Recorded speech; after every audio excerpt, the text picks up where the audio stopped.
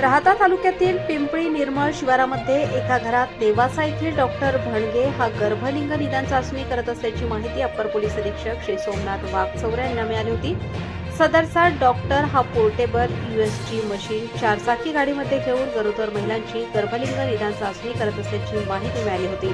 त्यानुसार upper police अधीक्षक यांनी तात्काळ त्यांच्या कार्यालयातील पथक रवाना केले।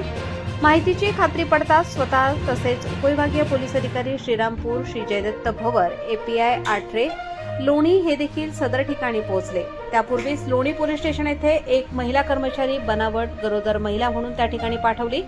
पथकाने सदर ठिकाणी छापा टाकला असता डॉक्टर भणगे हा त्याच्याकडील एजंट अभिजित दिलीप भुसार याच्यासह गर्भवती महिलांची लिंगनिदान चाचणी करताना मिळून आला। या दोघांनाही ताब्यात घेऊन अटक केली आहे। एकूण 8 गर्भवती महिला सदर ठिकाणी मिळून आल्या। या सर्व महिलांना ताब्यात घेऊन त्यांची वैद्यकीय तपासणी करण्यात आली आहे। त्यापैकी 6 महिलांचे कुटुंबीय नवरे यांना देखील ताब्यात घेण्यात आले आहे व अटक करण्यात आली आहे।